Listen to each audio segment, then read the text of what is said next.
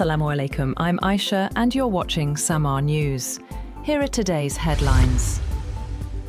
Iranian Foreign Minister Abbas Araghchi has met Swiss Foreign Minister Ignazio Cassis in Bürgenstock ahead of key US-Iran negotiations scheduled later today. According to Iranian officials, Tehran will also hold separate meetings with Pakistani and Qatari delegations before quadrilateral talks involving Iran, the United States, Pakistan and Qatar. The discussions are part of ongoing efforts to advance the agreement reached under the recent memorandum aimed at easing regional tensions and reopening the Strait of Hormuz.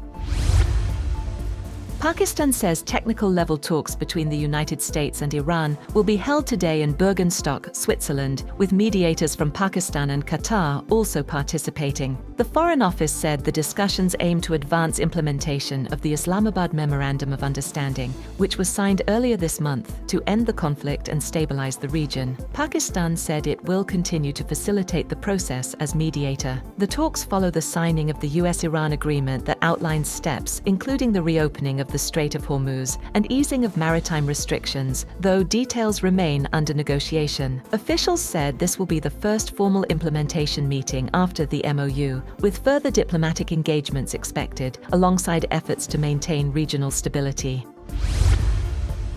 Iranian President Masoud Pezeshkian says the Memorandum of Understanding between Iran and the United States is fully aligned with Iran's interests. Speaking ahead of technical-level talks in Switzerland, Pezeshkian expressed hope that the results of the ongoing diplomatic process would soon become clear. He also reiterated that Iran does not seek to develop a nuclear weapon, describing it as a key issue in discussions with Washington.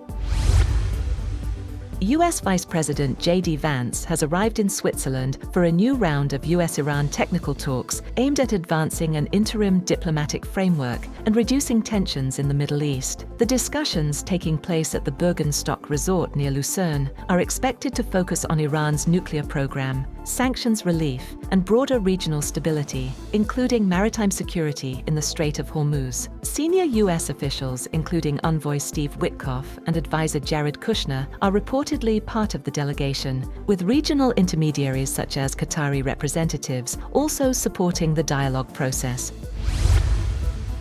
Meanwhile, a high-level Iranian delegation led by Parliament Speaker Mohammad Bagher Khalibaf has also arrived in Switzerland today to review implementation of commitments under the US-Iran Memorandum of Understanding. Iranian officials said the visit is not for new negotiations, but to assess whether agreed obligations are being fulfilled, as Tehran insists that progress toward a final deal depends on full compliance by all sides. Foreign Ministry spokesperson Esmail Baghaei said Iran's approach is based on a commitment-for-commitment principle, warning that implementation, not signatures, will determine the success of the agreement. He added that several provisions, in Iran's view, remain unfulfilled. US President Donald Trump says there will be no tolls for passage through the Strait of Hormuz during a 60-day ceasefire period, while adding that charges could still be imposed by and for the United States if the agreement is not fully implemented. In a post on Truth Social, Trump said no fees would apply even after the ceasefire period, but insisted Washington could act if commitments are breached. The remarks come amid uncertainty over the US-Iran memorandum aimed at de-escalating regional tensions. Israeli strikes in Lebanon killed at least 20 people, Lebanon's state media said, just a day after a ceasefire with Hezbollah came into effect. Israel said the attacks were in response to more than 50 projectiles fired by Hezbollah overnight, while the group accused Israel of repeated ceasefire violations and warned of retaliation. Lebanese authorities reported airstrikes across southern Lebanon and the Bekaa Valley, including a deadly hit on a residential building in Tyre district. Both sides traded blame as fighting continued, despite the truce. A UK government source has dismissed reports claiming Prime Minister Keir Starmer is preparing to resign, insisting he remains focused on governing despite political speculation. The clarification follows media reports suggesting Starmer could announce a resignation timeline as early as Monday. The government source rejected the claims, saying the Prime Minister is continuing his official duties and has made no such plans.